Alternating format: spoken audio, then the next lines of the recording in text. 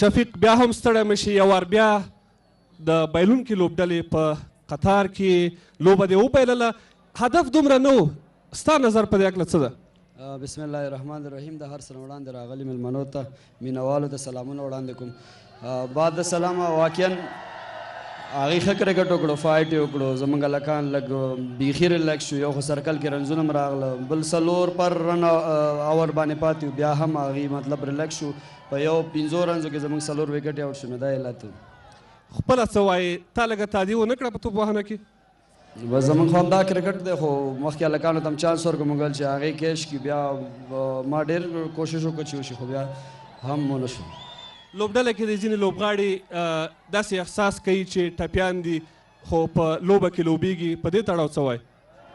هغه کریم انجري لري، اکسیډنټ یې کړی دی، نو د هغې د وجې موږ ضرورت و نن وام شولو بالنګ کې، او نور څوک انجري نشته دی، خو بس بیټنګ فلاپ راځي، نو انشاءالله کوشش به هم نور همدا وي چې مخکې موږ بیټنګ لاین اپ صحیح شي.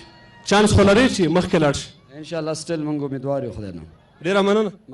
الله دا هدف پوره کوو. ډېره زیاته مننه تاسو په دې هیله چې ښه وځلیږئ. ډېره زیاته مننه.